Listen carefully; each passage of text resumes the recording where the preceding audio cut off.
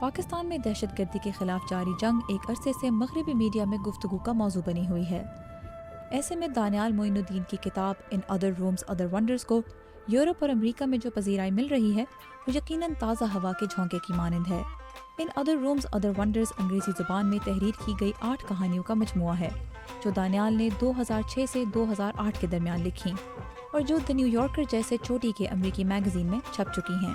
یہ کتاب اس سال پولیٹزر پرائز کے لیے نامزد ہونے کے علاوہ 2009 کا اسٹوری پرائز اور American academy of arts and letters کی جانب سے انعام جیت چکی ہے۔ اس کے علاوہ یہ national book award, L A Times book prize اور کامن ویلتھ پرائز کے فائنلز میں بھی پہنچی۔ یہ انعامات دانیال کے لیے نئے ضرور ہیں لیکن لکھنے کا شوق ان کے لیے نیا نہیں۔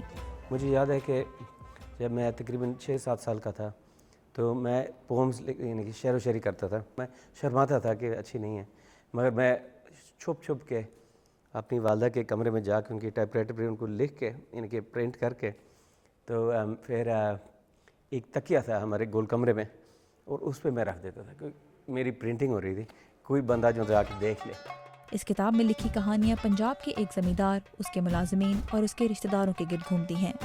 یہ ماحول اور کردار دانیال کے لیے اجنبی نہیں، جن کے والد پاکستانی تھے جبکہ والدہ ایک امریکی صحافی تھیں اور انہوں نے اپنی زندگی کا ایک بڑا حصہ رحیم یار خان میں گزارا۔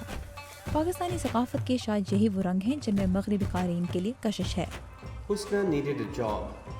She stole up the long drive to the Lahore house of the retired civil servant and landlord K.K. Haruni, bearing in her lacquered fingers a letter of introduction from, of all people, his estranged wife. باہر کے لوگ ہیں وہ دیکھنا چاہتے ہیں کہ پاکستان کے لوگ کیا ہیں، ان کے دلوں میں کیا ہے، اور میرے خیال کہانیاں آپ کو یہ سمجھا سکتی ہیں کہ صرف آپ کی نظر نہیں ہے، دوسروں کی بھی نظر ہے، دوسروں کی بھی سائڈ ہے، دوسروں کا بھی الگ اور انڈیپینڈنٹ اور پرسپیکٹیو ہے اور اس کو ویلیو کرنا چاہیے۔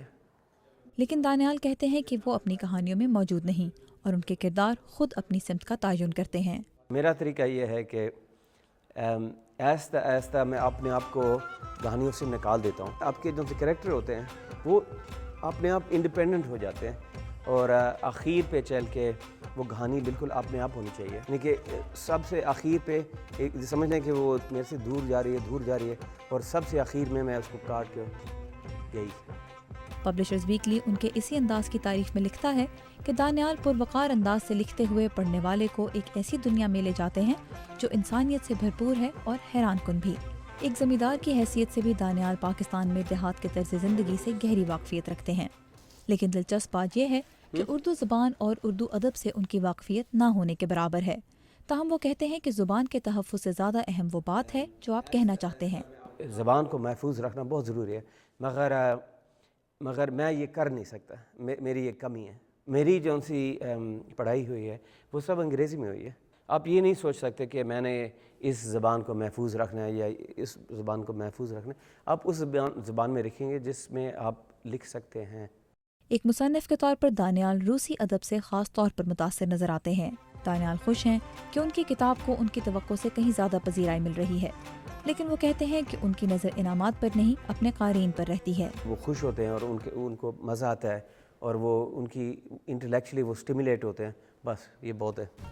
دانیال کی کہانیوں کی مقبولیت دیکھ کر ادبی ناقدین کو بھی توقع ہے کہ انگریزی ادب کے افق پر یہ پاکستانی ستارہ اپنے ملک کا نام مستقبل میں بھی روشن کرتا رہے گا۔